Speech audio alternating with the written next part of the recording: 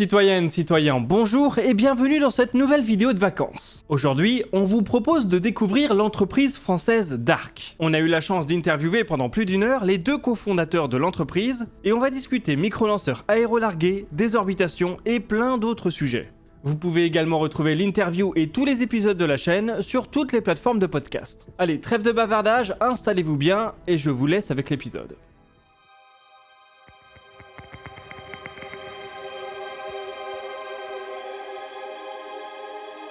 Bonjour à tous et bienvenue dans ce nouveau podcast exclusif de la chaîne Hugo Lisoire. Aujourd'hui, nous allons parler de micro-lanceurs aérolargués même, puisque nous sommes avec Clyde Lahaine et Guillaume Orvin, les co-créateurs de l'entreprise Dark. Alors, comment allez-vous, messieurs ? Salut à tous, ça va très bien. Ouais, salut Hugo, salut Maxime et merci de nous recevoir. En effet, ça va plus que bien. On est vraiment super heureux d'être là, de faire ce podcast. C'est surtout la première fois qu'on parle de Dark en public, donc on est vraiment ravis de le faire avec vous. Ah bah c'est très gentil ça, on a très hâte de découvrir ce que vous allez nous dire. Comme d'habitude, je suis bien sûr avec Hugo, mon frère. Comment vas-tu, Hugo ? Salut à tous, je suis très content. On va enfin pouvoir parler de Dark, on a beaucoup de questions et on est très intrigués. Eh bien, sans plus attendre, je vous propose de démarrer par le plus simple. Est-ce que vous pouvez vous présenter, vous, personnellement, donc Clyde et Guillaume, quel est votre parcours ? Guillaume, à toi l'honneur. Avec plaisir. Donc Guillaume, cofondateur de Dark. Alors avec Clyde, en fait, on s'est connus via MBDA au tout début de nos carrières. On a travaillé là-bas dans deux domaines assez complémentaires, mais pas forcément très harmonisés dans les grandes structures. Et on y a passé 5, 6, 7 ans. Et pendant ces 7 ans en off, on a surtout en fait refait le monde, discuté de comment on aurait géré différemment les risques, les études technologiques, les priorités des différents projets. Et à force d'être d'accord sur tous ces sujets-là, c'était logique en fait qu'on finisse par monter notre projet ensemble. Donc moi, chez MBDA, techniquement parlant, je couvrais surtout les sujets logiciels, donc de l'algorithmie à la mise en œuvre des séquences de tir. J'ai travaillé sur des tas de sujets théoriques de modélisation, de dynamique, de trajectoire, pilotage, guidage, de protocole. En un mot, mon objectif, c'était d'optimiser les calculs, la précision et les performances. Et du coup, de ces expériences-là, ont découlé chez Dark les fonctions qu'on s'est réparties avec Clyde. Donc moi, je m'occupe de ce qu'on appelle chez Dark, par abus de langage, le système. Le système, qu'est-ce que c'est ? C'est tout ce qui part de l'optimisation de la trajectoire de la fusée qu'on conçoit en fonction de ses caractéristiques physiques et mécaniques, jusqu'à la réalisation donc, de cette trajectoire qu'on a calculée. Donc ça va être les algorithmes, les lois de commande, les logiciels et les composants électroniques qui sont embarqués dans notre produit. Clyde, même question ? Donc Clyde, cofondateur de Dark, donc je m'occupe de tout ce qui est lié au design de matériel sur l'architecture du lanceur. Donc en gros, toutes les pièces que vous pouvez toucher globalement. Moi, petit, j'étais passionné par le modélisme. J'ai fait des études avec des petits passages chez Dassault et Airbus Hélicoptère. Donc comme Guillaume l'a dit, je me suis installé chez MBDA. Je suis resté plusieurs années, j'ai participé au développement, à l'industrialisation de pas mal de systèmes. J'ai notamment été l'architecte pour le développement d'un système low cost pendant quelques années. Donc, mon travail, c'était principalement de concevoir le design depuis la feuille blanche jusqu'à ce qu'on parte. Et Guillaume, c'est un peu un coup de foudre professionnel, donc il était plutôt question de partir ensemble dans une autre boîte, et l'envie de créer Dark, elle s'est un peu imposée quand on a réalisé qu'il y avait une opportunité dans un nouveau modèle de lanceur. Et donc, pour présenter la société, Dark, c'est une société qui développe des services de transport spatiaux. Donc, on a deux spécificités. C'est qu'on va utiliser les aéroports à la place des bâtiments. Et notre fusée ne fera pas que des mises en orbite de payload, mais aussi du désorbiting et quelques autres services. Donc, le produit qu'on exploitera à terme, c'est un lanceur aérolargué, multimission, capable d'opérer depuis la France métropolitaine. Très beau programme. Très bien. Donc du coup, si on peut résumer, on peut presque dire que Clyde est un petit peu le monsieur hardware de l'aventure et Guillaume la partie plutôt software. Et j'ai l'impression que vous fonctionnez bien ensemble. Pourquoi avoir quitté MBDA du coup ? Alors, Donc, c'est une très bonne analyse. Ce qu'on aime bien dire, c'est qu'en général, Guillaume, c'est la performance et moi, je suis les coûts. La volonté de tout inventeur dans le spatial, pour moi, c'est quand même de créer un produit qui, vis-à-vis de l'industrie, est capable d'accomplir quelque chose d'aussi vertueux que la navette spatiale a pu l'être avec l'ISS ou SpaceX avec les constellations. Et c'est vrai que les grandes sociétés, elles sont dimensionnées pour être résilientes et maintenir des capacités, qu'elles soient économiques, stratégiques, étatiques ou autres. Et c'est très difficile pour un acteur établi de sortir de sa routine. Ce qu'il faut savoir, c'est qu'à la base, Guillaume et moi, on est plus des ingénieurs techniques, avec une approche produit qui est très très forte. On est un peu devenus des entrepreneurs comme un moyen de concrétiser nos visions, comme il disait, avec lesquelles on a refait le monde pendant des années, quoi. Ouais, ce qu'il faut noter par rapport à MBDA, c'est que pour nous, ça reste un coup de cœur. C'est une entreprise avec laquelle on est techniquement en phase. On a rencontré des personnes géniales, des personnes extraordinaires là-bas. Et ça a été une super école, tant d'un point de vue technique qu'industriel.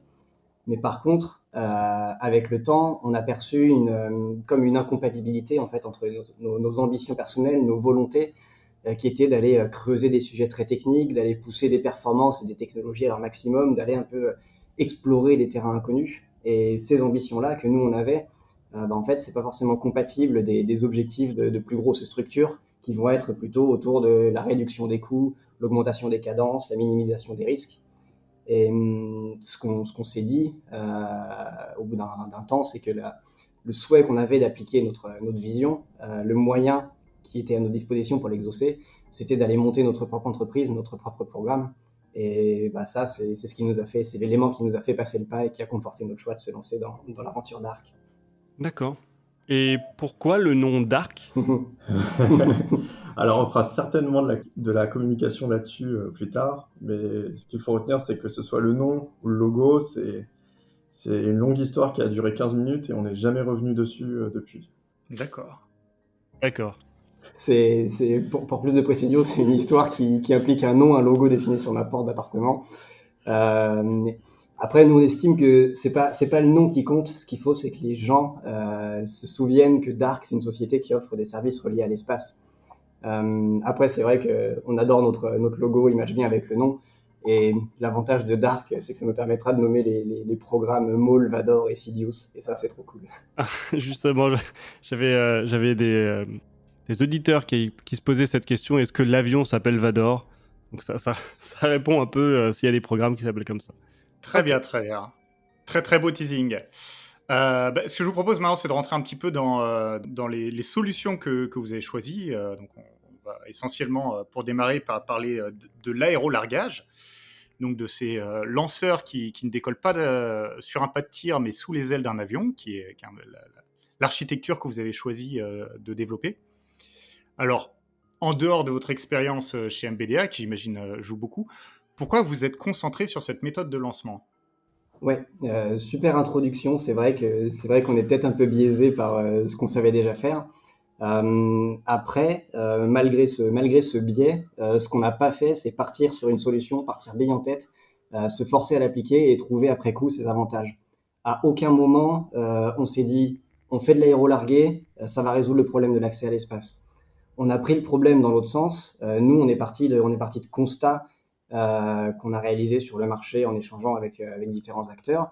Et on a bâti autour de ces constats une proposition technique et fonctionnelle qui nous semblait être la plus adaptée. Donc on s'est concentré sur un besoin en fait. L'aérolargué, ça a été la solution qu'on a mise en face de ce besoin suite à des analyses. Et en fait, c'est parce qu'on est parti d'une feuille blanche justement de ce besoin qu'on a convergé vers une solution différente, je dirais. La conclusion qu'on a tirée, c'est qu'aujourd'hui, le lancement vertical depuis le sol, c'est plutôt une question d'héritage, de compétences et d'infrastructures qui sont déjà en place, plutôt que vraiment le fruit d'une optimisation fonctionnelle et de trade-off entre tous les possibles. Nous, on a essayé de faire ces trade-offs résultat, on est parti vers un lanceur sous un avion. Alors, pour donner une vision un peu plus haut niveau, d'une manière générale, une société de transport, c'est un bon réseau de distribution. Les points d'entrée, les points de sortie, mais aussi la disponibilité et sa résilience. Tu t'imagines pas demain un réseau comme la Poste centraliser une boîte aux lettres de départ par département, avec une distribution qui dépendrait de l'activité cyclonique ou polaire, à condition que les coursiers puissent se déplacer sous bonne météo.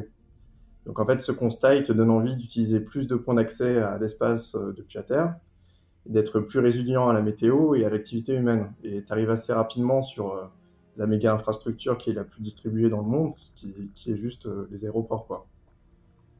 Oui, et comme tu disais, je rebondis un peu sur ton dialogue d'avant. La volonté, c'est d'impacter le plus positivement possible l'écosystème spatial, d'aller favoriser un peu l'éclosion de nouvelles activités ou plutôt de renforcer celles qui existent déjà. Reproduire un schéma connu, ajouter une branche à une gamme de produits déjà existantes en allant empiéter un peu sur les acteurs déjà en place, en leur piquant des parts de marché, c'est pas un modèle qu'on estime sain et qui va permettre de débloquer à terme des nouveaux marchés ou des nouvelles technologies. Nous, avec l'aérolargué, on s'attaque à des problématiques qui sont pas seulement techniques, mais qui sont relatives à l'usage, à l'intégration au trafic aérien, qui est vraiment un des gros sujets au cœur de Dark, aux chaînes logistiques de développement et de déploiement des satellites. Et en apportant des éléments de réponse à tous ces points, c'est là où on va vraiment atteindre ces objectifs de favorisation de l'écosystème et du coup étendre l'horizon des possibles. D'accord.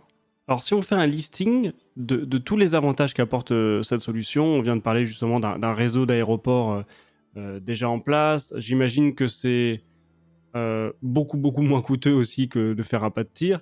Est-ce que vous pouvez nous dire tous les avantages qu'apporte cette solution ? Alors juste Guillaume, je pense qu'il a tous les avantages en tête, donc juste pour situer ça, on a tendance à croire en général que les lanceurs sont en compétition, mais c'est pas vrai. Ce qui est en compétition, c'est le service de lancement. Et aujourd'hui, le plus grand concurrent de DART, c'est sur le segment de la mise en orbite en Europe, c'est pas les lanceurs, ce sont les bateaux et avions qui emmènent des fusées, des satellites et des équipes techniques en Amérique du Sud ou proche du pôle Nord. Et ces chaînes logistiques-là, elles ont un coût fonctionnel et un coût calendaire qui est absolument incroyable. Après, en parallèle de ça, faut aussi comprendre que tout ne s'est pas structuré par hasard dans le paysage économique spatial européen. Le principal avantage de Dark aujourd'hui, c'est à la fois le changement d'échelle des applications spatiales, le positionnement en tant que systémier sur le lanceur, et surtout le fait que, comme on disait, qu'on partait de la feuille blanche. On n'a pas d'installation sol à rentabiliser, on n'a pas mis en place de chaîne logistique pour le transport des fusées, on n'a pas de compétences industrielles à faire vivre. Et après, une fois que tu dis ça, tu as le paquet d'avantages techniques que tu peux... Oui, avant même les avantages techniques, la solution, on a essayé de la construire pour qu'elle apporte des avantages fonctionnels point de vue utilisateur par rapport au lancement plus traditionnel. Et parmi ces avantages, on va pouvoir citer la résilience aux aléas météorologiques, c'est plus facile de faire décoller un avion, la proximité entre le site d'assemblage du satellite et son site de lancement, comme on disait, les chaînes logistiques de transport pour aller en Amérique du Sud ou au pôle Nord. La flexibilité de planification aussi. Nous, on va pouvoir assez facilement décaler le décollage d'un avion de quelques jours ou quelques semaines si nécessaire, alors qu'aujourd'hui, on demande à un opérateur de figer 6 mois, 1 an à l'avance sa date de tir, un peu à l'aveugle vis-à-vis des développements qui lui restent. Après, on fait un micro-lanceur, donc c'est un service dédié, mais ça, c'est un point commun à tous les micro-lanceurs, donc on ne va pas s'étaler sur cette partie de la thèse. Et globalement, le réel avantage de l'aérolargué, c'est un peu la richesse du réseau de distribution, le fait qu'on ait des pas de tir qui sont des aéroports déjà répartis partout dans le monde et qui vont être des points d'entrée dans l'espace. Il y en aura toujours un qui pourra satisfaire le besoin qu'on recherche. Après, technologiquement parlant, l'aérolargué, ça a aussi des avantages, mais ça, c'est plus des avantages internes d'Arc sur les aspects développement. C'est vrai que notre travail, c'est aussi, nous, de transformer ces petits avantages technologiques en des réelles performances notables, des écarts de performance sur la fusée à la fin. Parmi ce qu'on peut noter comme avantage technologique, il va y avoir notamment le fait qu'on parte à 10-12 km d'altitude, à une altitude de vol avion. À cette altitude-là, la pression atmosphérique, elle est beaucoup plus faible qu'au sol. Donc en gros, on va varier de 0,2 atmosphère à 0 sur notre trajectoire. Et il faut savoir qu'un moteur fusée aujourd'hui est conçu pour être nominal à une pression atmosphérique donnée. Donc en gros, notre moteur, il sera conçu pour 0,2 atmosphère, et dans le pire cas, il fonctionnera à 0 atmosphère, donc pas loin de son point de performance nominal. Par rapport à un lanceur sol, qui serait conçu pour fonctionner à 1 atmosphère, il fonctionnerait dans le pire cas à 0,1 atmosphère, et donc là, il est déjà beaucoup plus loin de son point de fonctionnement nominal, et pour contrebalancer ce désavantage, ils sont obligés de les surdimensionner. Donc on va avoir ce genre de petits avantages. pareil, du fait qu'on ait un profil de vitesse et de pression qui est plus favorable que par rapport à une trajectoire équivalente au sol. Le point max Q, le point où les efforts dynamiques subis par la fusée sont maximaux, il va être beaucoup moins contraignant dans notre cas, et donc on va avoir des structures qui vont pouvoir être légères, car elles devront résister à moins de force. Sans rentrer dans les détails, du fait qu'on ait une portion de trajectoire horizontale, on va aussi pouvoir transformer les efforts aérodynamiques qui sont censés être des pertes en avantage, parce que la traînée va avoir tendance à faire monter notre fusée, ce qui est une bonne chose. Et aussi le fait qu'on ait une flexibilité sur le point de largage, ça va nous permettre d'aller tuner très facilement nos paramètres d'injection dans l'orbite, que ce soit la date ou la position, et d'aller respecter aussi assez facilement la loi sur les opérations spatiales en choisissant un point de largage qui fera que notre zone de récupération du premier étage sera dans l'océan. Tout ça, c'est énormément d'avantages qui font qu'aujourd'hui, technologiquement, notre fusée, elle va pouvoir être quelque chose d'assez impressionnant, d'assez badass. Super intéressant.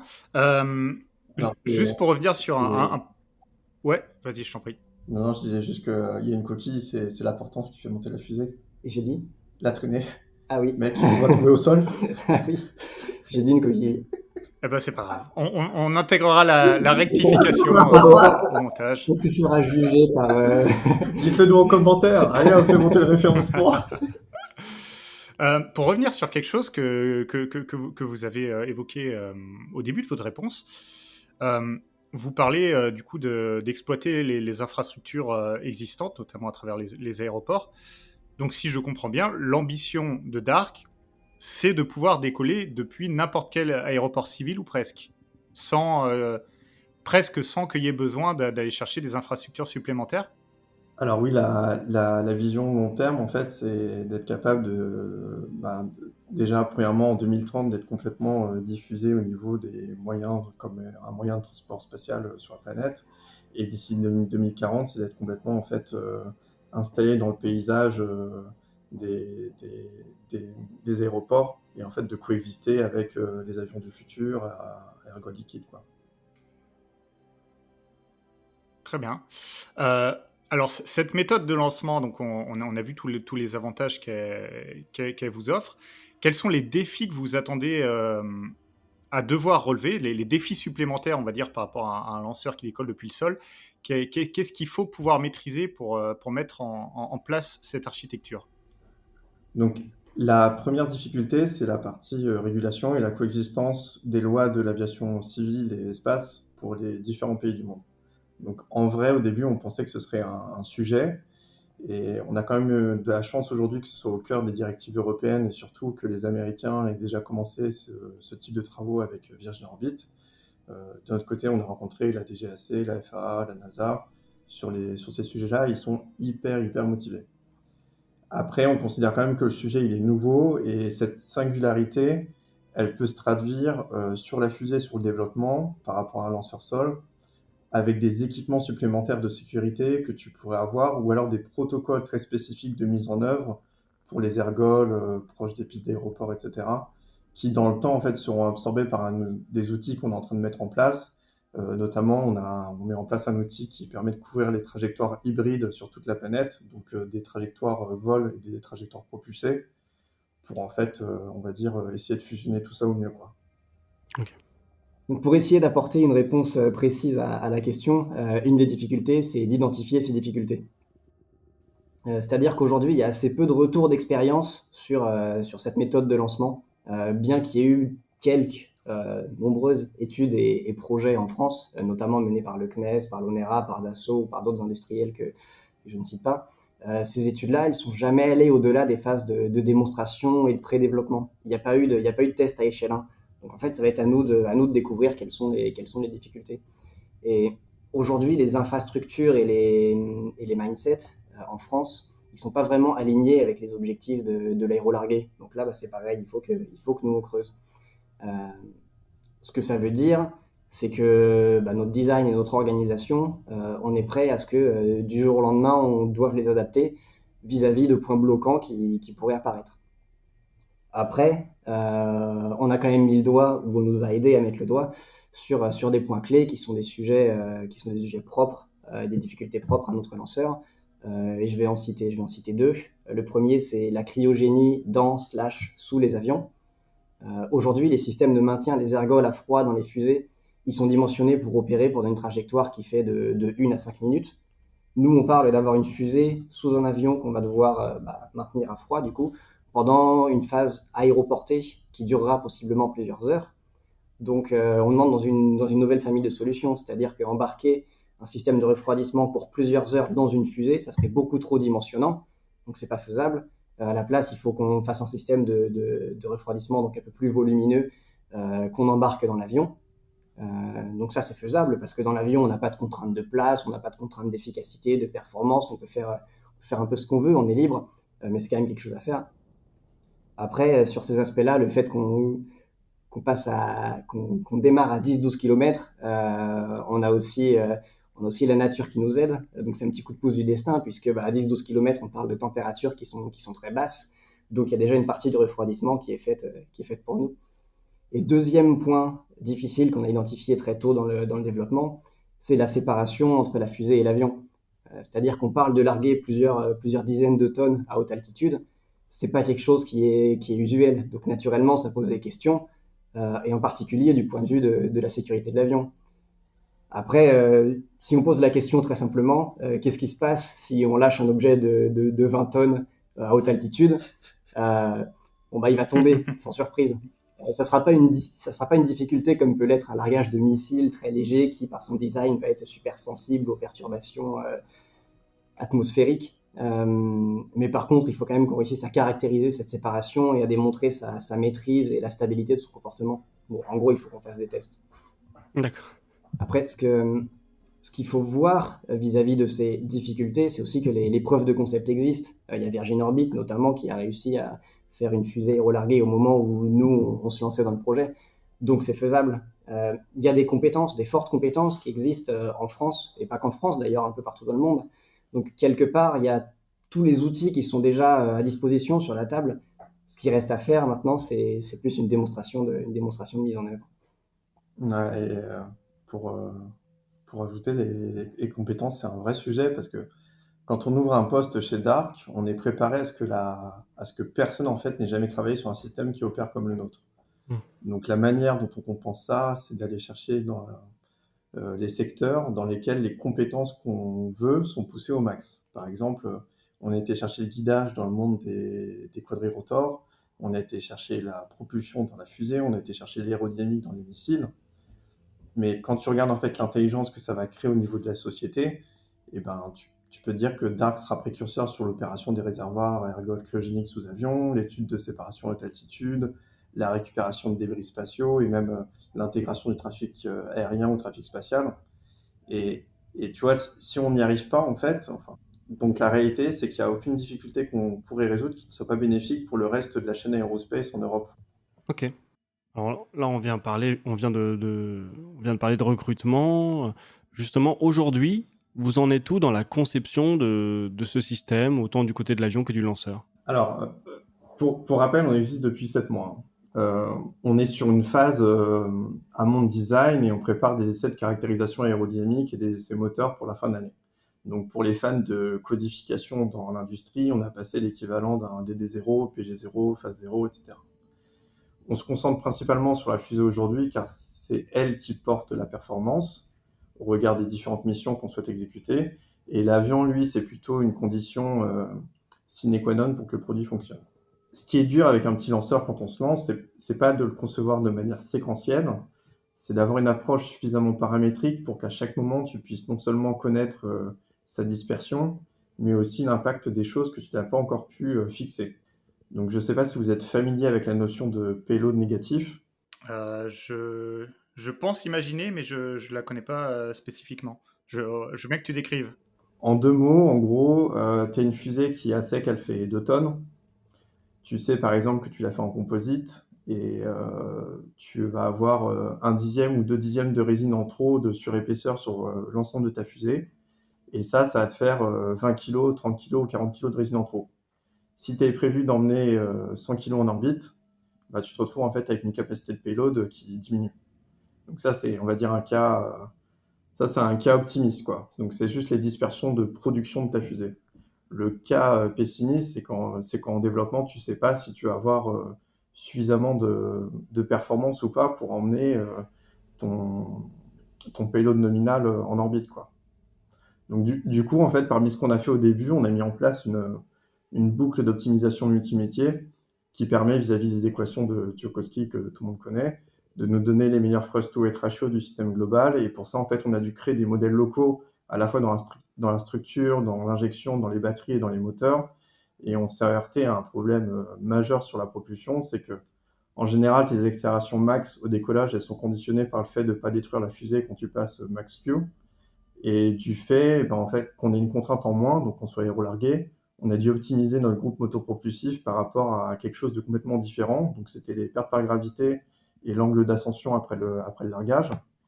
Et, et de ça, en fait, ce qui est hyper encourageant, c'est qu'à chaque fois qu'on trouve un nouveau point d'optimisation, et ben, qui n'a jamais été traité par l'écosystème, et ben, on se rend compte que soit ça passe, soit il y a plein d'avantages, quoi. Pour rebondir sur l'optimisation multimétier que Clyde vient de présenter, s'il y a bien une chose que je retiens, d'ailleurs qu'on retient de notre expérience sur les missiles, c'est que les meilleures optimisations métiers, elles sont rendues lorsque réfléchies au niveau au-dessus, entre guillemets, en prenant en compte les métiers voisins. Et du coup, ça nous tenait vachement à cœur de déployer les efforts nécessaires pour mettre en place justement cette approche système, cette approche multimétier qui nous permettent de trouver l'optimum en considérant vraiment chacune des performances unitaires de chacun des métiers. Et là, cette partie, elle est faite, elle est derrière nous, et ça, c'est une super chose. Et on a pu en extraire un design physique de la fusée. Donc aujourd'hui, on peut pas le donner, mais on a en tête des masses, des dimensions, des inerties, des poussées qui décrivent notre fusée. On a réalisé tous les choix technologiques majeurs dans chacun des métiers, l'affectation des performances, donc en gros les spécifications de haut niveau, la décomposition en sous-systèmes. Ce qui nous reste à faire maintenant, c'est creuser à un niveau plus bas, donc rentrer dans les boîtes noires sous-systèmes qu'on a définies et les transformer en boîtes blanches en mettant au niveau en dessous donc les solutions technologiques. Notamment, ici, je parle de tout ce qui est aspect avionique et électronique qui seront embarqués à terme dans la fusée. Et pour reprendre ma question, du coup, vous parlez de batterie, c'est donc que vous ferez appel à des pompes électriques pour votre moteur? Exactement, on aura des pompes électriques. Ok. Pas plus de détails. Très bien. Est-ce qu'il y a il y a déjà des choses que vous pouvez vaguement communiquer sur les choix de format, de capacité peut-être que vous avez choisi? Oui, on a une idée de la mission et des capacités qu'on vise. C'est le point de départ de Dark. On est parti d'un marché, d'un besoin qu'on a identifié, des constats qu'on a mentionnés tout à l'heure, et on a construit la réponse la plus adaptée à ce besoin. Ensuite, on parlait multimission, donc on se positionne en plus sur des missions transverses, atteignables à ISO Design, ça on y reviendra peut-être plus tard, pour renforcer la viabilité économique de notre modèle, parce que nous, on ne sait pas prédire quel sera l'état des micro et nano lancements dans 6 ans. Donc les retours qu'on a eu des opérateurs, donc les opérateurs d'aujourd'hui, qu'on adressera, on l'espère, dans 4 ans, 5 ans, les retours qu'on a eu de ces opérateurs-là quand on discutait avec eux il y a 7 mois, ils nous ont orientés vers une charge utile d'environ 300 kg à 500 km sur une mission type SSO. En gros, c'est la catégorie dans laquelle on met Planet Labs, Spire, Cleos, les bus satellites, donc les plateformes génériques satellites développées par BST, OneWeb, SSTL, et j'en passe. Donc là, on a construit notre baseline autour de ces objectifs. Après, on est aussi capable d'itérer sur ce design en fonction de l'évolution du marché et de l'adapter à une charge utile qui serait finalement de 200 kg ou de 400 kg si besoin. Justement, est-ce que vous avez une idée de quand vous pourrez être sur le marché opérationnel? Est-ce que ça rentre dans le cadre de déclaration du président de la République d'avoir un lanceur en 2024 ou ça paraît trop tôt pour vous?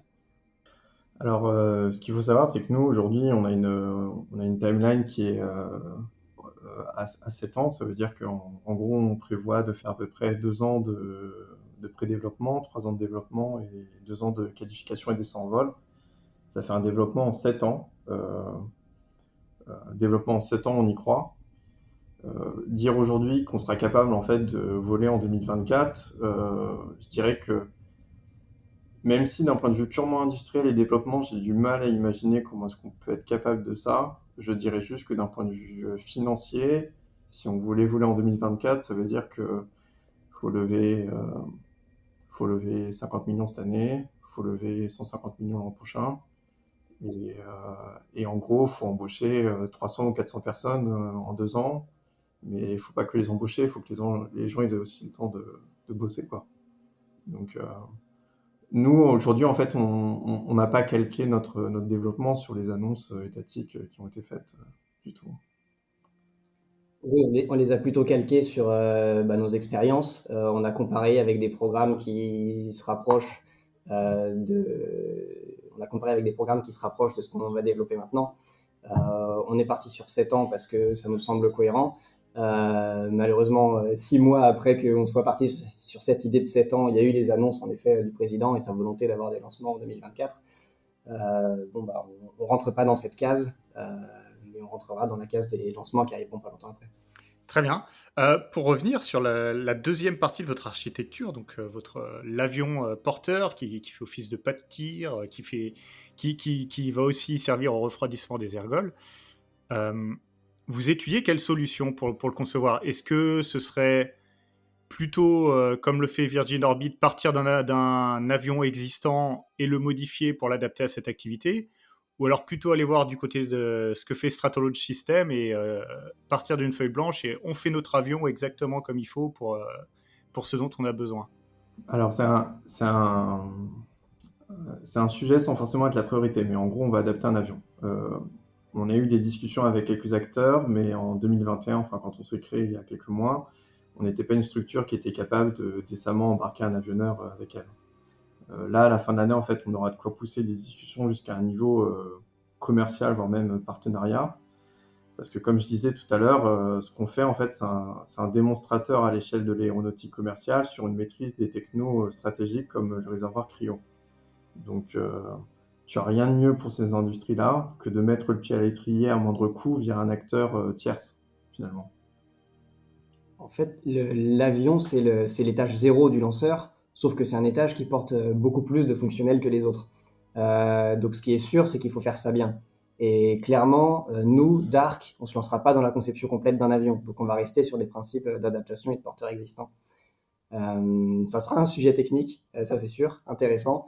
Ce qui est chouette, c'est de voir qu'il y a des gros acteurs, type Boeing avec Virgin Orbit que vous avez mentionné, qui ont déjà trouvé des éléments de réponse et qui poussent un peu dans le sens de ces développements. Pour vous, ce serait Airbus. Je veux dire, qui d'autre? Foncièrement, il n'y a pas 100 000 acteurs qui seraient capables de fabriquer un tel avion, non? Dassault, peut-être?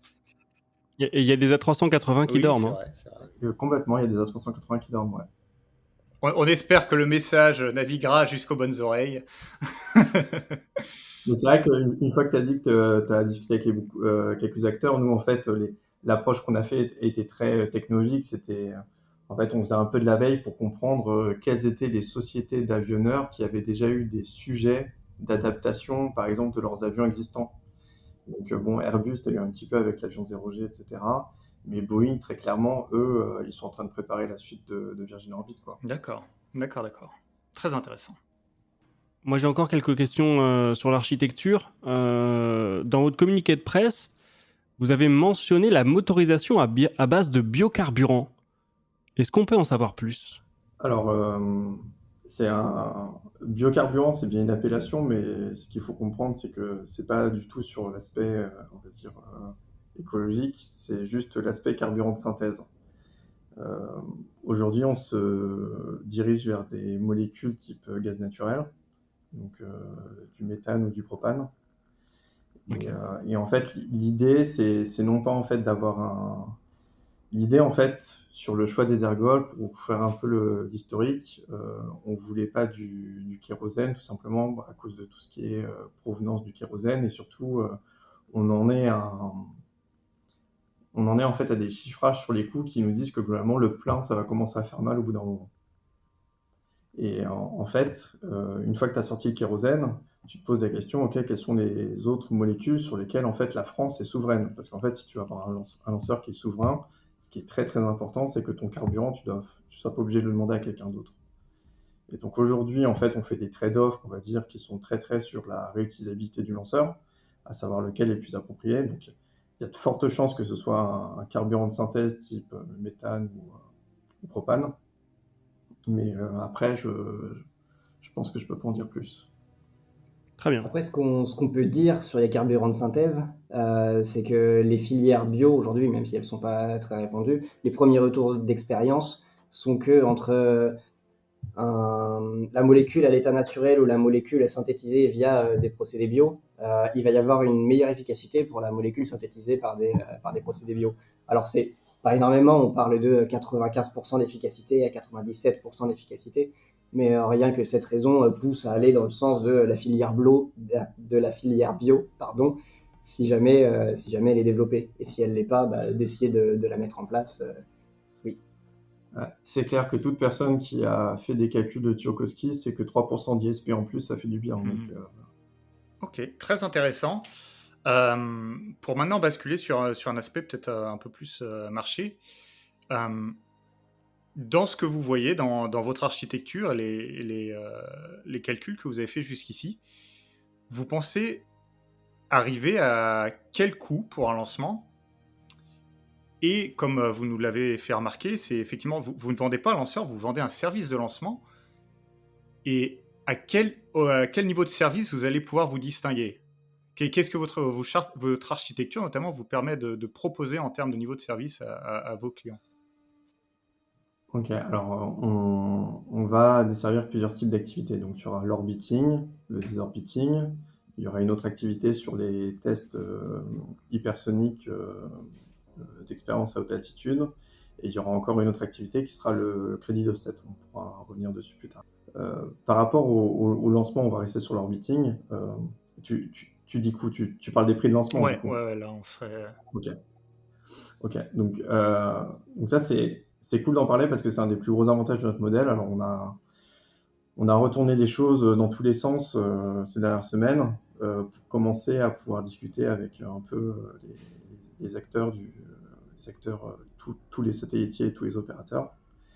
Et notre offre, en fait, elle va être simple, c'est qu'on va être capable de proposer des prix de la classe du rideshare de SpaceX, mais en lancement dédié depuis la France.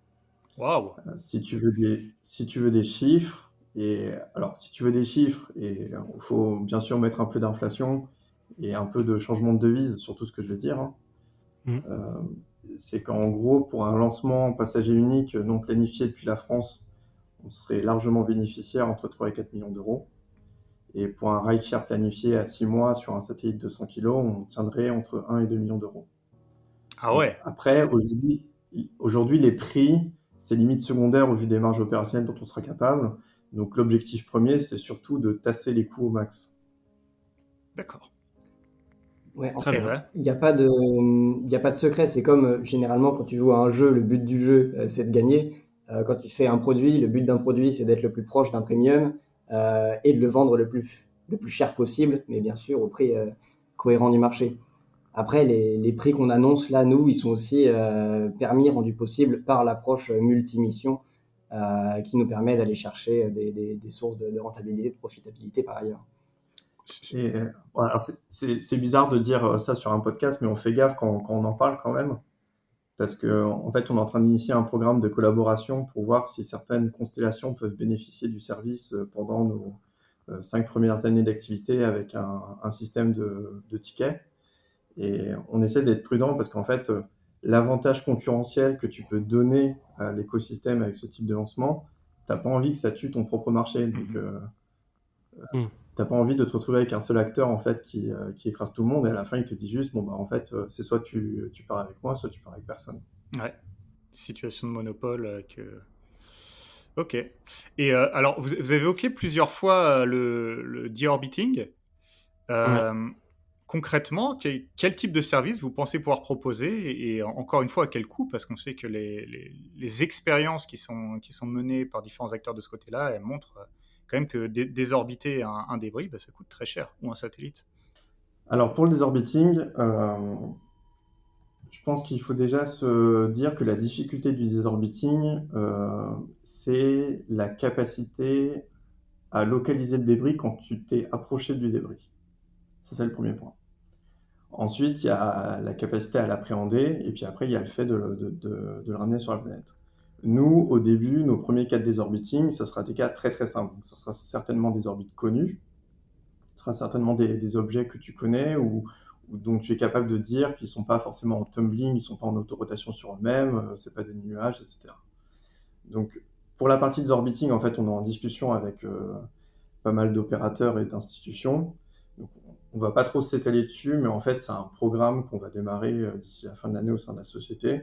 Et sans spoiler du tout, en gros, faut s'imaginer que il y a un système de type autodirecteur de missile dessus qui te permet en fait de localiser, de trouver, de t'amarrer sur l'objet, quoi.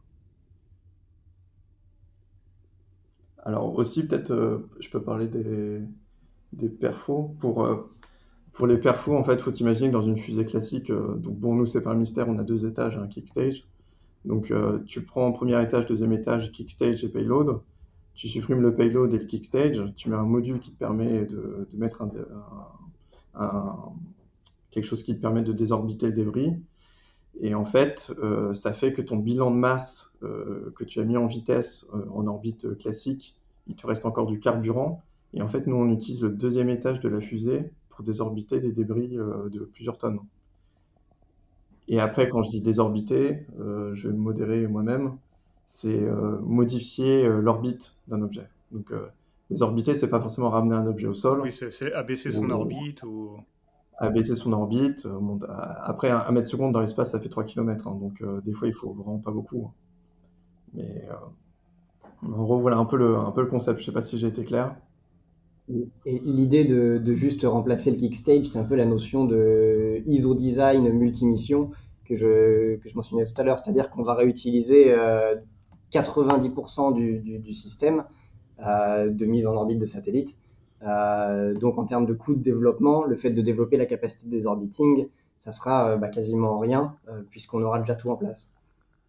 Donc l'idée, c'est vraiment d'avoir une fusée multimission sans que ça vienne dégrader ni l'une ni l'autre des missions. Très bien. Bah, on voit bien l'ambition de la fusée. Au niveau de l'ambition du service, est-ce que vous comptez desservir toutes les orbites basses pour le monde entier? Oui, oui, l'objectif, c'est bien sûr de desservir toutes les orbites sur lesquelles il y a de la place, entre guillemets, et donc de la demande. Nous, notre offre, elle va nous positionner sur 2 segments principaux pour la mise en orbite. Premier segment, ça sera un gros satellite qui a sa propre propulsion qu'on mettra sur un orbite elliptique. Donc là, on parle de plus de 1000 km d'altitude d'apogée. On le lâche sur cette orbite elliptique et lui, avec sa propre propulsion, il gère son injection et ses changements de plan orbitaux avec précision.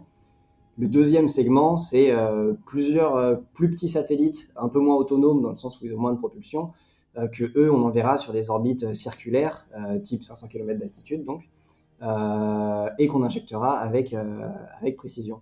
Donc là, l'exemple type, c'est l'entreprise Kleos, qui envoie des satellites par pack de 4 parce qu'ils ont besoin de collaborer, et qui ont donc 4 satellites sur le même orbite à proximité. Donc nous, on serait capable d'envoyer les 4 d'un coup. Après, ce qu'il faut garder en tête, c'est qu'il y a une sorte de compatibilité entre les technologies et les orbites. Ça fait pas sens d'envoyer des petits satellites sur des hautes orbites ou inversement, parce que on va prendre l'exemple de l'optique. Ce qui est limitant pour les satellites d'observation optique terrestre, c'est la distance focale entre les lentilles. Donc si jamais tu veux un satellite qui observe la Terre depuis loin, tu es obligé d'avoir un gros satellite parce que ça a une grande distance focale. Si jamais tu veux un satellite qui observe la Terre de près, ça te permet d'avoir un plus petit satellite. Donc, petit satellite égale orbite à petite altitude, gros satellite égale orbite à haute altitude. Et nous, notre offre, elle essaye d'être cohérente de ces marchés-là. Et après, sur l'aspect toutes les orbites basses que tu mentionnes, l'un des intérêts de l'avion, c'est justement de pouvoir arriver à desservir vraiment toutes, sans exception, les orbites. C'est-à-dire que avec la variabilité qu'on a sur le point d'injection, on est capable de se rapprocher de l'équateur si on le souhaite pendant la phase aéroportée pour lancer à des plus faibles inclinaisons, ce qui est bien plus avantageux qu'embarquer des tonnes de carburant supplémentaires pour avoir à faire des changements de plan orbitaux. Et aujourd'hui, cette solution de venir changer le point de largage, c'est la seule solution qui est viable pour lancer vraiment vers tous les objectifs, prograde, rétrograde, SSO ou équatorial. C'est-à-dire que comparé à un pas de tir sol, en fait, lui, il aura toujours une limitation dans certaines directions, parce que dans cette direction-là, il y aura les côtes, il y aura la présence de civils, et donc il aura une impossibilité de lancer par là-bas. Nous, avec l'avion, on n'a plus cette contrainte. C'est vrai que l'avion, par rapport à ça, c'est vraiment top pour les plans orbitaux, hein. Et juste pour ta question, c'était pour le monde entier aussi. Oui, tout à fait. Ben oui. Euh, pour le reste du monde, je pense que nous, tu vois, on meurt d'envie d'être une société internationale, mais suivant les pays dans lesquels on sera installé à terme et suivant les institutions, j'espère sincèrement qu'on arrivera à avoir un bel équilibre entre la partie souveraineté du système et la capacité à aller là où tu peux développer les applications pour les pays qui en ont besoin. Un de nos use cases, du coup, c'est le crédit d'offset. Donc, c'est un peu ce qui s'est passé dans le marché de l'énergie ou le marché de la défense. C'est quand tu viens apporter une brique technologique à un autre pays et tu le laisses en fait construire toute une économie autour.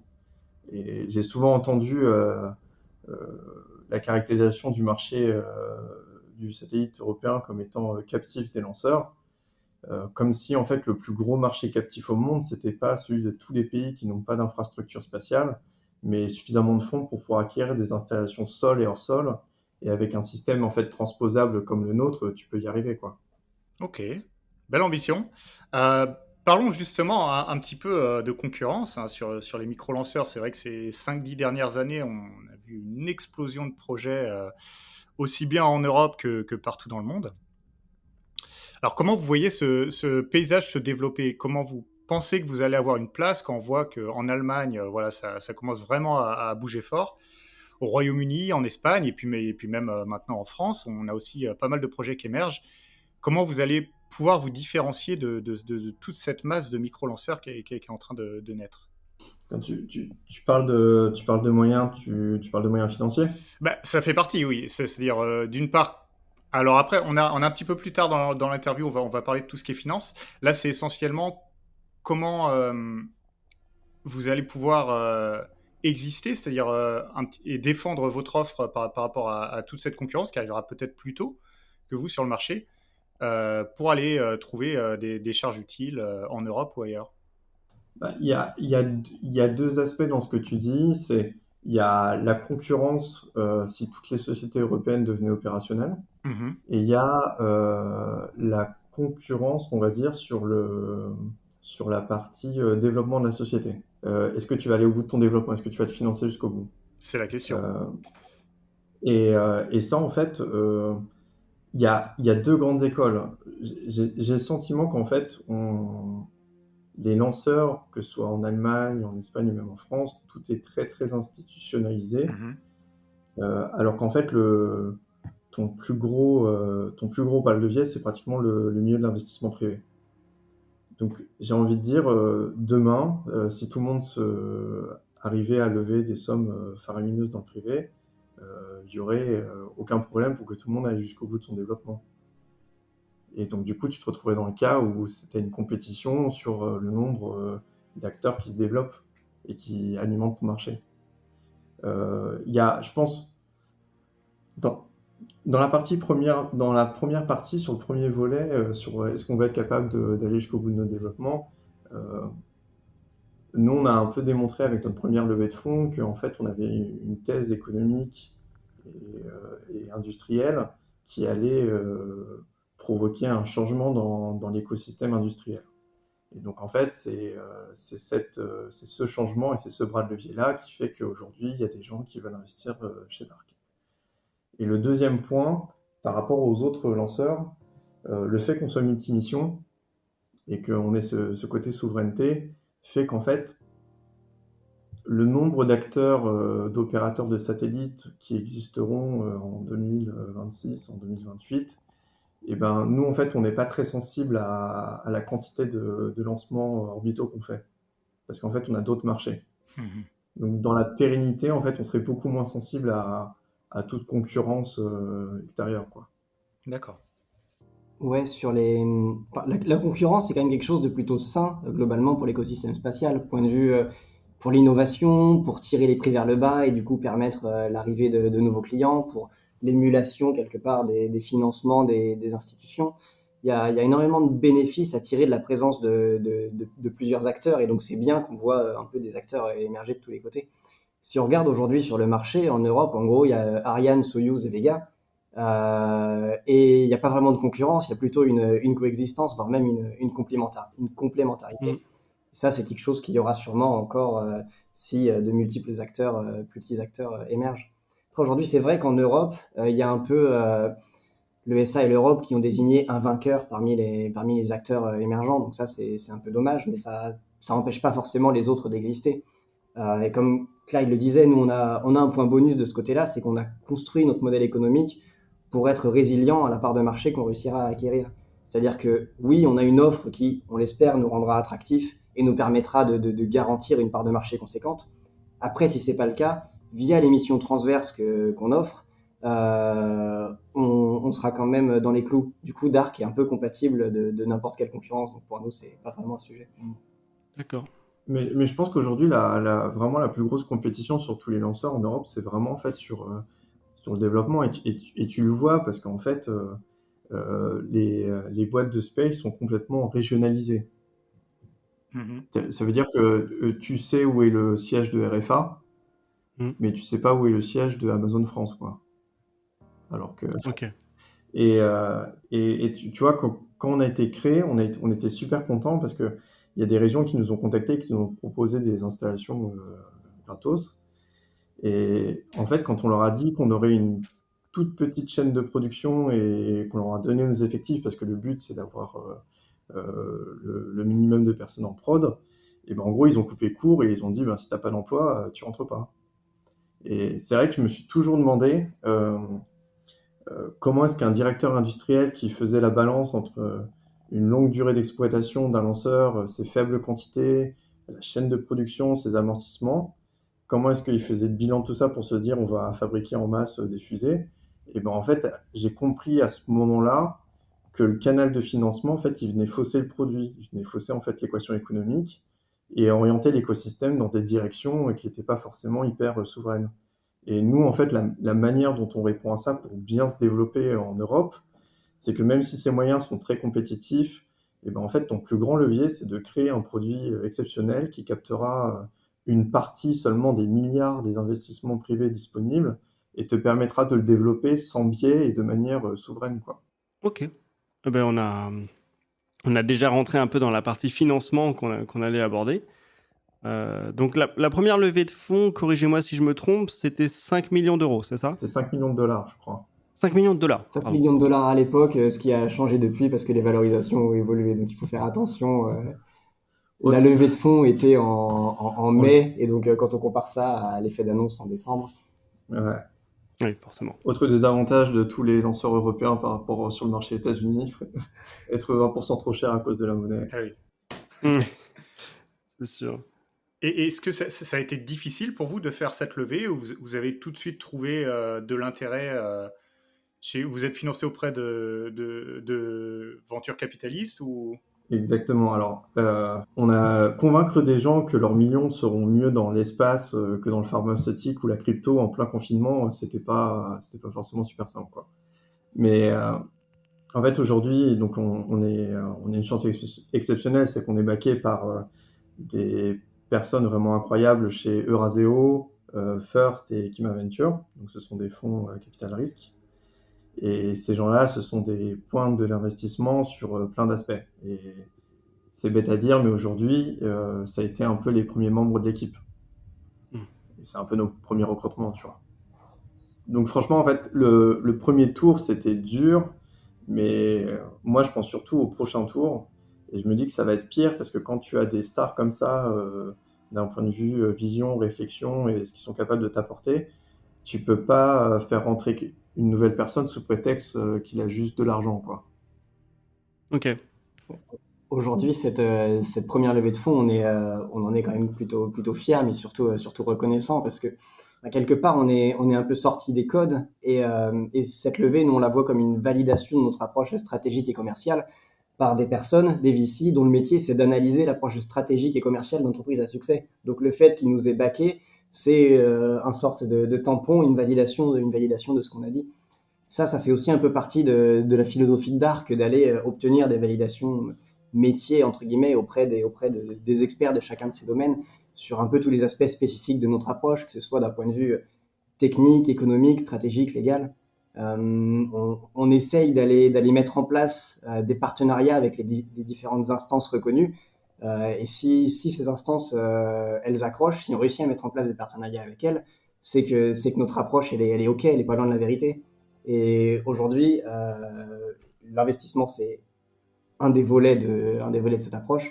Et c'est un des volets qui est représentatif parce qu'aujourd'hui, on a eu un accrochage avec les invests, et ben on a aussi des accroches avec les autres instances. Et ça, c'est vraiment un super backup pour nous. Bah, bravo, hein, parce que je crois que pour les lanceurs, en tout cas privés en France, au niveau de la levée de fonds, je crois que c'est la plus grosse. Il y en a, on sait qu'il y en a qui sont en cours, je crois que du côté de chez VOS et Hybrid notamment, mais en tout cas pour l'instant, bravo. Oui, ça arrive. Il y a un truc qui est sûr, c'est que d'une manière générale, faut lever rapidement et avec intensité, parce que tu vois, il n'y a rien de pire, je pense, que d'expliquer à un investisseur que tu as un truc génial, hyper profitable, dont personne n'a voulu avant. Ouais. Donc en fait, ce genre de choses, c'est très très organique finalement. C'est quand tu as ton projet, que tu commences à discuter avec des investisseurs, en général, tu commences à discuter avec les investisseurs les plus connus, ça va très très vite, ça fait du bouche à oreille très très vite. Et en fait, nous, pour information, on a levé en 10 jours. Hein. D'accord, ouais. Ok.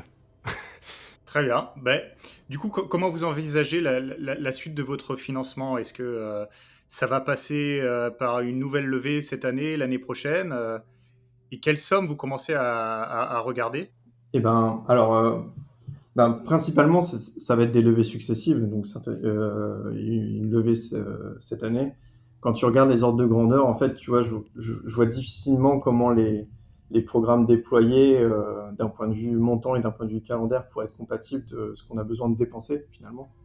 Mais on a prévu un petit quelque chose qui va nous permettre de toucher de l'argent un peu plus tôt d'un point de vue opérationnel, donc ça va le faire. Et en dehors des levées de fonds des venture capitalistes, est-ce que du coup, on en a parlé tout à l'heure, France 2030, le fonds Cassini européen, Cosmic Capital, est-ce que vous allez essayer de participer à ces programmes? Oui, bien sûr, on voudrait participer à tous les programmes un peu étatiques, institutionnels qui sont mis en place. S'il y a des aides mises à disposition, oui, on voudrait pouvoir s'en servir. Après, pour le moment, on subit pas mal d'incompatibilités entre l'approche financière qu'on a déjà mis en place, sécurisée, et ces programmes. Un exemple, c'est que là, les mécanismes de financement qui ont été définis au début de l'année 2022, c'est des moyens détournés, entre guillemets, d'accéder à des fonds de la BPI. Nous, on est déjà allé toquer aux portes de la BPI, on est déjà en discussion avec eux, et le cumul de ces deux offres est incompatible.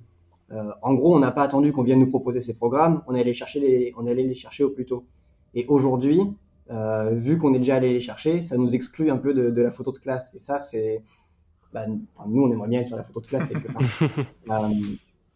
Après, pour contrebalancer le point et parler un peu de différents programmes, il y en a beaucoup qui sont mis en œuvre. Ceux qu'on regarde, c'est aussi ceux qui sont significatifs par rapport à ce qu'on a déjà réussi à obtenir. Donc, quelque part, on est un peu en train d'attendre l'opportunité qui viendra épouser notre structure. Et ça nous semble plus sain que changer du tout pour s'adapter aux aides qu'on vient nous proposer. D'accord. C'est vrai que quand tu regardes un peu notre trajet financier, on a saisi ce que le milieu du VC avait de mieux à offrir, puis après on s'est dirigé vers la BPI qui est un organisme d'investissement hyper complet. Et donc finalement on a fait ce que toute boîte en recherche de solidité financière devrait faire. Et paradoxalement, le premier truc sur lequel on a buté, c'est l'appel à projet micro-lanceur. Et tu vois, franchement, si l'ironie pouvait tuer, on serait mort, quoi. D'accord. Et quelle relation vous avez justement avec les institutionnels français en général, alors que ce soit le CNES, les armées, la BPI du coup, ou même européens au niveau de l'ESA, peut-être de la Commission européenne, qui a apparemment des gros projets dans ces sacs. Vous parlez déjà à tous ces acteurs? Oui, on parle à tout le monde. Alors, d'une manière générale, on discute avec beaucoup d'agences spatiales et aériennes dans le monde. Hein. en France et dans le monde. Alors, il y a toujours des gisements d'ambiguïté, car en France et en Europe, ces agences, souvent, elles ont connu que très peu d'acteurs industriels, et des fois, la limite est très difficilement identifiable sur ce qui tient de la propriété industrielle ou de la propriété publique. Et c'est assez nouveau que des sociétés de spatiales se créent sans qu'une commande ait été passée, en gros. Hmm. Pour info, quand on a commencé, on avait l'expérience, on avait le track record MBDA, DGA. Et avec Guillaume, on s'imaginait, mais comment ça se passait, comment ça pourrait se passer si un nouveau missilier se mettait en place par rapport à la DGA. Parce qu'en fait, tu as quand même des études communes qui ont été menées, tu as du savoir en fait de la DGA, mais qui est en fait lié au savoir MBDA.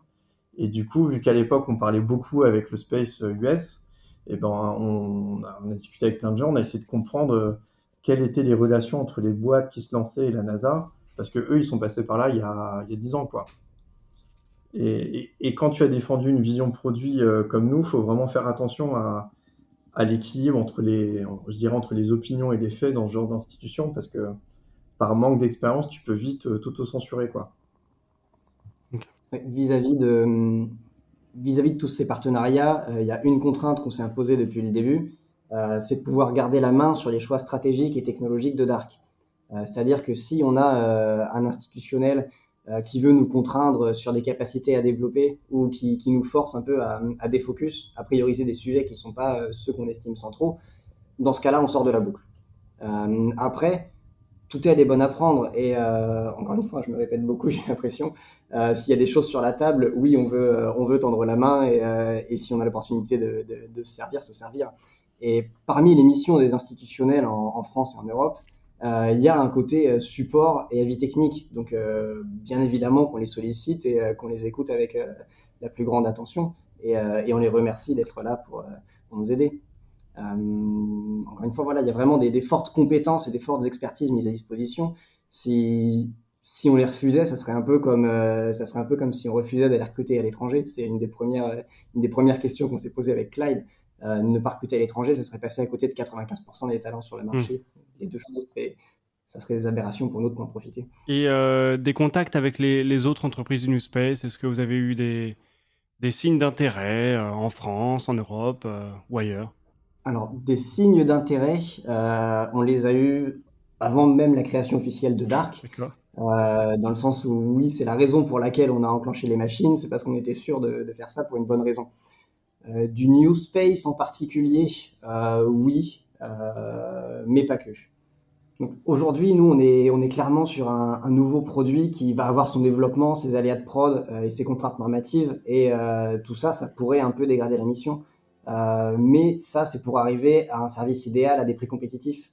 Donc oui, aujourd'hui, les gens sont intéressés. Comme je disais, New Space, pas que New Space. Et nous, ce qu'on va faire, c'est se débrouiller pour que les gens restent intéressés.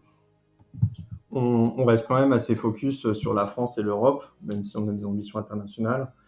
Je pense qu'aujourd'hui, en fait, on a une chance incroyable de stimuler une économie qui pourrait nous positionner devant les US. Et même si je suis fan de beaucoup de sociétés américaines, le positionnement d'un seul État à ce point en tête sur la question du spatial, pour moi, ça ne peut pas être une bonne chose. Eh bien, faisons changer les choses alors. Très bien. Si on se place, imaginons, dans quelques années, que vous avez tous les moyens de vos ambitions, Dark est reconnu, vous avez plein de capital derrière vous. Est-ce que vous avez d'autres projets, est-ce que vous avez d'autres ambitions derrière que ce premier micro-lanceur? Alors, je pense qu'entre la concurrence des lancements avec les US et le retrait de débris, on a déjà un sacré projet. Mais après, c'est vrai que le projet du projet, c'est un peu son déploiement. D'ici 2030, on veut être étendu à l'international et leader sur les opérations en orbite basse. D'ici 2040, on aimerait généraliser le transport spatial depuis les aéroports sur toute la planète. Ouais, le projet aujourd'hui, ça reste aussi de développer une société, une entreprise qui offre des services liés à l'espace. Une fois qu'on aura posé les bases, donc on aura consolidé ce premier projet, cette première fusée, on fera le nécessaire pour étendre notre empreinte. Des idées, on en a en tête. Après, on parle d'horizon 10, 20 ans ou plus, et au-delà à ces dates-là, c'est quasiment impossible de prévoir si les idées qu'on a aujourd'hui, elles seront toujours applicables ou non. quelques éléments qui sortent de mon cerveau. Une fois qu'on aura rendu compatible le trafic spatial et le trafic aérien, une fois que les aéroports seront des spaceports, on pourra partir sur des familles de lanceurs plus lourds, donc typiquement lanceurs sol, qui permettront d'adresser des marchés différents, des orbites éloignées, des charges utiles plus volumineuses ou des lancements habités. Mais tout ça toujours avec l'objectif de bénéficier vraiment de la simplification des chaînes logistiques qui est aujourd'hui au cœur de l'offre et au cœur de ce qu'on essaie de changer. C'est vrai qu'en fait, la question sur est-ce qu'on a un autre projet, la réponse est oui. Oui, on a forcément plein d'idées, mais comme dit Guillaume, tu vois, si l'entreprise, tu vois l'entreprise comme un développement de services spatiaux, on peut aussi se demander à juste titre quelles sont les applications qui viendront enrichir le marché grâce au verrou que le service a lui-même levé.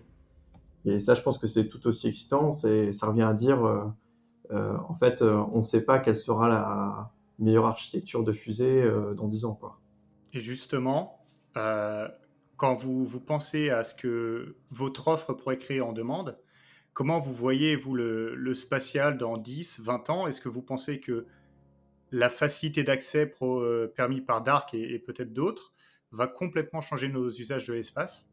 J'aime bien me dire que les meilleures applications, elles n'ont pas été encore inventées, donc même si tu peux jamais vraiment prédire comment vont évoluer les choses, il y a des tendances que Guillaume avait identifiées au tout début sur les technologies satellites, etc. Mais ce que je pourrais dire, c'est j'espère que dans 10 ans, on aura fait un bond sur la capacité à intervenir dans l'espace vis-à-vis des débris. Euh, pas tant juste la chaîne fonctionnelle qui dit que tu retires un débris, mais la capacité à y aller quand on a besoin, à intervenir en urgence et en fait à, on va dire, ordonner un peu toute l'orbite basse. Je pense qu'il y a aussi un super volet qu'il faudrait réussir à atteindre sur le vol habité et surtout intégrer le trafic spatial à l'activité humaine. Le fond, ça peut aussi être de dire qu'au global, le bilan écologique s'améliore au sol et dans les opérations amont au lancement, quoi. J'essaye d'avoir un peu une approche vision technologique moi, sur le spatial dans 10 ans. Aujourd'hui, si on prend côté satellite, on s'attend pas spécialement à ce qu'il y ait de grosses évolutions par rapport à ce qui existe. Comme je disais tout à l'heure, la partie optique, elle est limitée par des lois de physique de distance entre les lentilles. Ça, on ne pourra pas se défaire de cette contrainte. Si on réfléchit aux satellites plutôt d'observation radar, radiofréquence, oui, on risque encore d'avoir un peu de miniaturisation ou d'autres améliorations sur les capacités en fréquence, en bande passante, en puissance. Mais ça, je suis pas sûr que ce soit encore les éléments dimensionnants de ces satellites, qui vont plutôt être les panneaux solaires et la propulsion. Donc les évolutions qu'on va avoir sur ces aspects-là, ça va être plutôt transparent, on va dire, sur le marché, sur le reste de l'écosystème. Ce qui va changer, ça va plutôt être probablement l'émergence des usines spatiales. Donc il va y avoir le déblocage de certaines applications spécifiques sur Terre, parce qu'on va avoir des pièces avec des qualités de surface améliorées, vraiment, enfin, une qualité dingue. Mais là, on est sur des sujets de niche.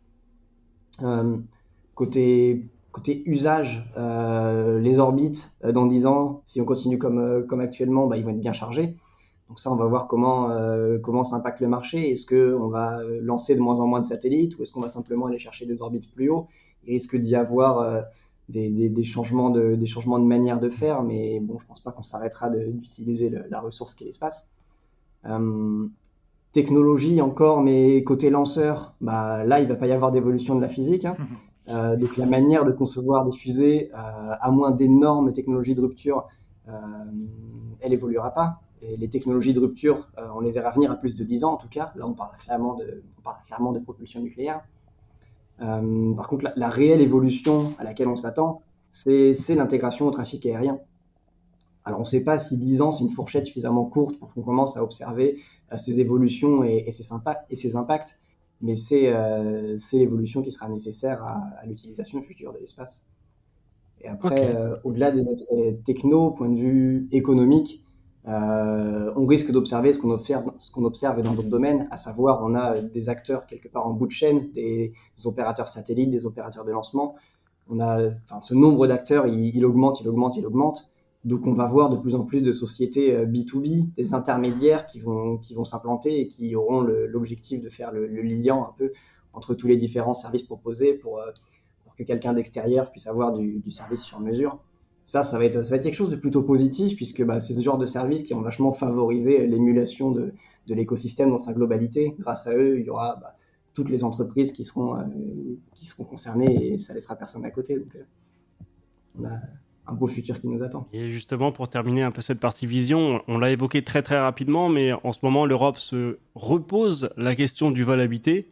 Est-ce que vous pensez que l'Europe en est capable et est-ce que c'est quelque chose qui vous fait rêver ?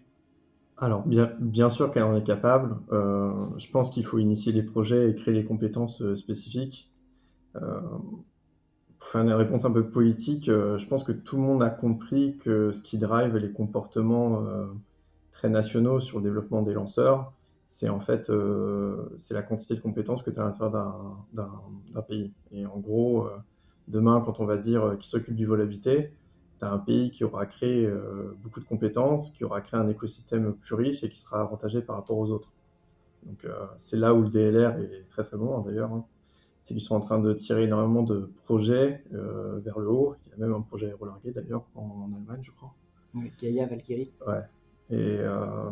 Et donc du coup, bien sûr qu'en Europe, on est capable de faire du vol habité.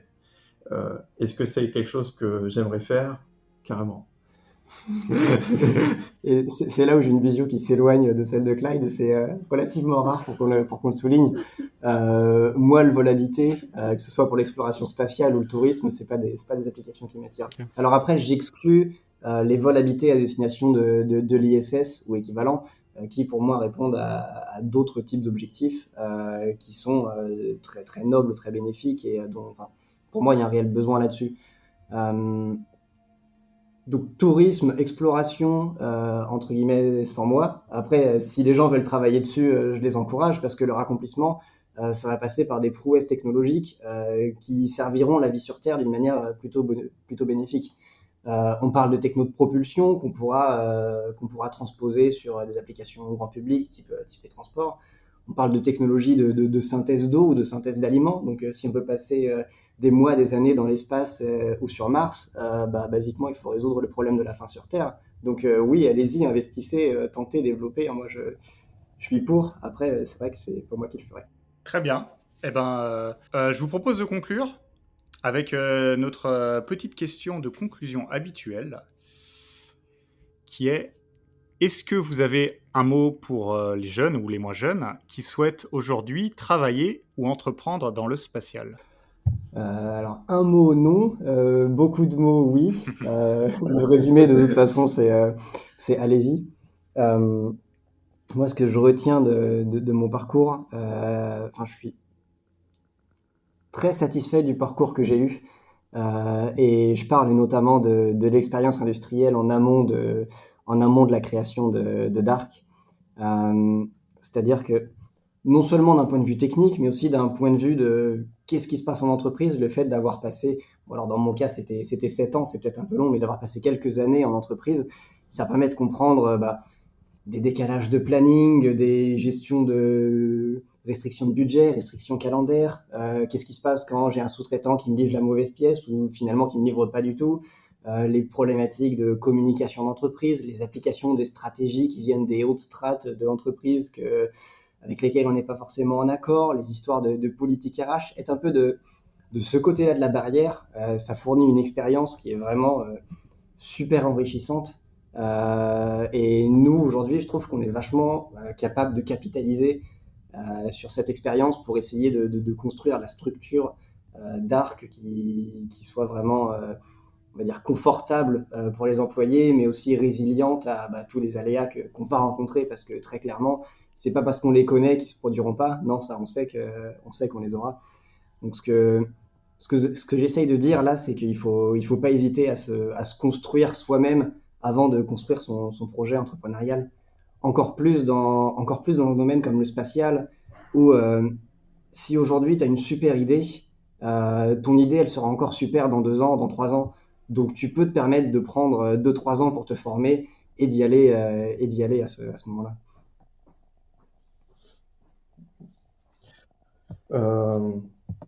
Moi, je dirais pour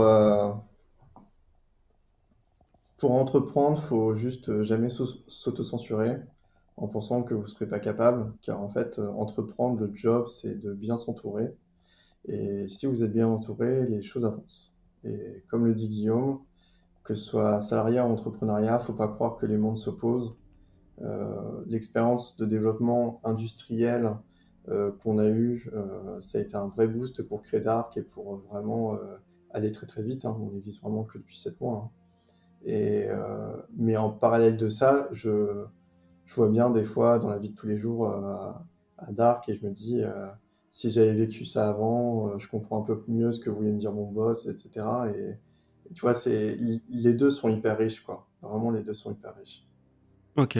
Et en parlant de bien s'entourer, est-ce que Dark recrute en ce moment? Alors, nous, on a une politique de recrutement qui est en cours, donc on a encore des postes d'ouverts, on va avoir 7-8 postes.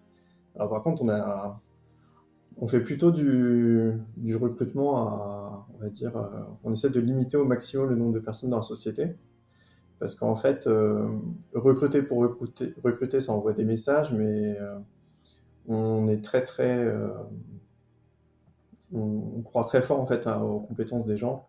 Et donc, on regarde beaucoup ce qu'on est capable de faire à peu, et après à faire scaler l'organisation de manière incrémentale. Et on espère, par exemple, passer à 40 ou 50 personnes d'ici la fin de l'année. Mais en fait, c'est notre première équipe, notre premier noyau là, qui va en fait développer tout le projet technique. Et là en particulier, si vous êtes un profil électronique, avionique, si jamais le design complet d'un schéma électrique de fusée, travailler sur des calculateurs de bord, tous les aspects redondance, hardening des différents composants et travailler vraiment sur les spécificités environnementales et la résistance à ces spécificités environnementales dans le spatial. C'est les sujets clés qu'on va adresser sous peu. Donc, recrutement, c'est pas que ces postes-là, mais c'est les postes Ok. clés pour le moment. Bah, du coup, vu que tu fais une annonce, je vais en faire une aussi. On va ouvrir le projet de désorbiting d'ici à peu près l'été. Donc, si vous avez envie d'être le chef de projet technique d'un système de désorbiting spatial, contactez-nous. Ok. Ça arrive. Bah, très bien. L'annonce est passée en tout cas. Voilà. Si vous voulez littéralement sauver l'humanité d'un syndrome de Kessler, la porte est ouverte. Bah, merci énormément en tout cas, Clyde et Guillaume, d'être venus dans notre podcast pour répondre à nos questions. C'est un vrai plaisir de découvrir Dark.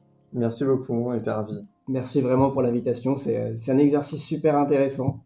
Première fois qu'on le fait et on le refera avec plaisir. Ah, merci. Nous, ça va conclure ce podcast. Je vous invite, chers auditeurs, bien sûr, à consulter les autres podcasts sur Spotify, Apple Podcasts, toutes les applications, et à regarder les vidéos de la chaîne YouTube, bien sûr, tous les mardis, les jeudis et les dimanches, une semaine sur deux, le résumé de l'actualité spatiale et des dossiers pour apprendre plus en profondeur sur différents sujets.